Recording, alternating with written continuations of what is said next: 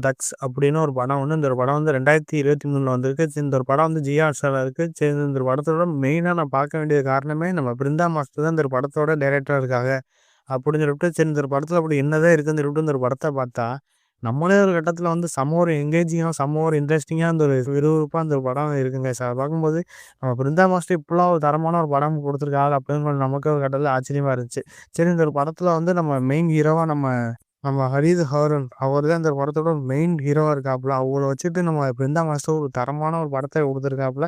அத பார்க்கும்போது எல்லாமே நமக்கு ரசிக்க முடியாம இருந்துச்சு. ஆனா இந்த ஜெயில் சீக்வென்ஸ்லாம் எப்படிதான் எடுத்தாங்க? ஏன்னா எல்லாமே ரியலாவே ஜெயில் வாழ்க்கைய வச்சு அழகா நீட்டா வந்து எடுத்திருக்காங்க. அத பார்க்கும்போது பார்க்கறக்கு எல்லாமே ரசிக்க முடியாம இருந்துச்சு. சரி இந்த ஒரு படத்தோட நம்ம கதைய நம்ம பார்க்கும்போது, இந்த ஒரு படத்துல மொத்தம் 3 கேரக்டர் காமிக்கிறாங்க. 3 கேரக்டர் யாருன்னா, நம்ம ஆர்.கே. சுரேஷ், நம்ம பாபி சிம்ஹா, நம்ம ஹரிது ஹாரன் அவர் தான் இந்த படத்தோட நம்ம மெயின் ஹீரோஸா இருக்காங்க. நம்ம ஹரிது ஹாரன் அவரோட கேரக்டர் வந்து சேது. அந்த சேதுன்னு சொல்ற கேரக்டர் வந்து தூத்துக்குடியில ஒரு அண்ணாச்சிட்ட வந்து கணக்கு புள்ள வேலை பார்க்குற மாரி காமிச்சிருப்பாங்க. அவர் என்ன பண்றாப்புலன்னா, கிட்டத்தட்ட ஒரு 1,50,00,000 கோடிய கொள்ளையடிச்சுட்டு போயிறாப்புல. அதுக்கப்புறம் வந்து போலீஸ் ஒரு கட்டத்துல இருந்து கைது பண்ணி, அங்க வந்து ஆயுள் தண்டனை கைதியா நம்ம ஹரிது ஒரு கட்டத்துல இருந்து போறாப்புல.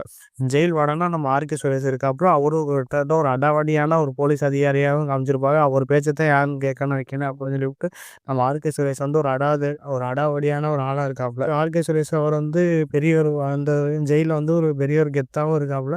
அத விட கெத்தா இருக்கிற ஆளு வந்து நம்ம பாபி சிம்ஹா. பாபி சிம்ஹா தான் அந்த ஜெயில்ல வந்து ஒரு பெரிய ஒரு கெத்தான ஒரு ஆள காமிச்சிருப்பாங்க. அவரு துரைன்னு ஒரு கேரக்டர்ல அந்த கேரக்டர் வந்து நடிச்சிருப்பாப்புல.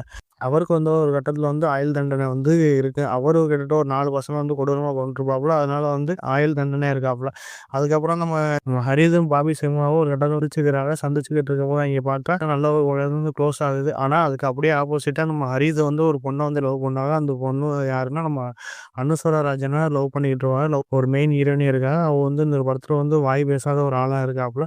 அவ வந்து ஒரு கட்டத்துல லவ் பண்ணிக்கிட்டு நல்லா போயிட்டு இருக்கிற நேரத்துல நம்ம ஹரித வந்து ஒரு கட்டத்துல வந்து ஒரு சின்ன ஒரு சம்பவத்த ஒண்ணு பண்ணி ஜெயிலுக்கு வந்துறாப்புல. ஆனா நம்ம காதலோட ஒரு கட்டத்துல வந்து நம்ம வாழணும் வைக்கணுமே அப்படின்னு சொல்லிட்டு அவரு வந்து ஜெயில்ல இருந்து எப்படியாவது தப்பிக்கணும் வைக்கணும் அப்படின்னு சொல்லிட்டு ஒரு திட்டத்த தீட்டுறாப்புல. தீட்டும்போது நம்ம பாபி சிம்ஹாவோட உதவியோட நம்ம பாபி சிம்ஹாவோட சேர்ந்து அவர் வந்து கூட்டு சேர்ந்து நம்ம இந்த ஜெயில்ல இருந்து எப்படியாவது தப்பிச்சு போகணும் வைக்கணும் அப்படின்னு சொல்லிட்டு பிளான போடுறாங்க. பிளான போயிட்டு இருக்கும்போது பாபி சிம்ஹாவும் நம்ம ஹரிதும் ஒரு கட்டத்துல வந்து ஆளுலாம் ஒரு கட்டத்துல தேடிக்கிட்டு இருக்காங்க. அதுல கிட்டத்தட்ட ஒரு 3, 4 காமெடியன்ஸ் ஒரு கட்டத்துல வந்து வராங்க. வரும்போது இங்க ஒரு சின்ன ஒரு பிரச்சனையில வந்து நம்ம பாபி சிம்ஹா வந்து வேற ஒரு சிறைச்சாலைக்கு வந்து மாற்றப்படுறாப்புல. இதுக்கப்புறம் நம்ம ஹீரோ ரொம்ப மன உளைச்சல் ஆளாயிறாப்புல. மன உளைச்சல் ஆனதுக்கப்புறம் இங்க பார்த்தா நம்ம ஹீரோ வந்து நம்ம பாபி சிம்ஹா ஒரு கட்டத்துல இருந்து போயிட்டாப்புல. இதுக்கு மேல யாரும் நமக்கு வந்து உறுதுணையா இருக்க மாட்டா, வைக்க மாட்டா அப்படின்னு சொல்லிட்டு அவரு இந்த ஆளுகள சேர்த்துக்கிட்டு அவரு கொண்டு வந்து ஜெயில்ல வந்து ஒரு பாத்ரூம் கழிவறையில வந்து ஓட்ட போட்டு வந்து தப்பிக்கிறதுக்கு குழிலாம் தோண்டிக்கிட்டு இருக்கும்போது மறுபடியும் அதே சமயத்துல வந்து நம்ம பாபி சிம்ஹாவும் ஒரு கட்டத்துல வந்து ஒண்ணு சேர்ந்துறாங்க. ஒண்ணு சேர்ந்ததுக்கப்புறம் நம்ம ஹீரோஸ் வந்து ஜெயில விட்டு தப்பிச்சாங்களா இல்லையா அப்படிதாங்க இந்த ஒரு படத்தோட ஒரு கதையம்சமா இருக்கு. அத பார்க்கும்போது ஒரு சின்ன கன்டென்ட்ட வச்சுக்கிட்டு அது வந்து வேற லெவல்ல சம்பவம் பண்ணியிருப்பாங்க. அதெல்லாம் பார்க்கும்போது எல்லாமே ரசிக்கும்படியாவே இருந்துச்சு. ஆனா அந்த ஆர்.கே. சுரேஷ் வந்து லாஸ்ட்டா ஒரு விபூதி அடிக்கிற சீன்லாம் பார்க்கும்போது எல்லாமே ரசிக்கும்படியா இருந்துச்சு. இது என்ன சொல்றது நமக்கு ஒரு இடத்துல வந்து கொஞ்சம் லாஜிக் இல்லாத லாஸ்ட் சீன்லாம் நமக்கு கொஞ்சம் லாஜிக் இல்லாம தான் இருந்துச்சு. மித்தபடி இந்த படம் வந்து அது நடிச்ச நம்ம ஹீரோ நம்ம ஹரிது அவரோட ஆக்டிங்லேருந்து எல்லாம் பார்க்குறோம் நல்லா ரசிக்கும்படியா இருந்துச்சு. அதுக்கப்புறம் பாபி சிம்ஹா அவர் ஆக்டிங் சொல்லவே தேவையில்ல. ஒரு தரமான ஒரு நடிப்பை கொடுத்துட்டு போயிட்டாரு அதுக்கப்புறம்.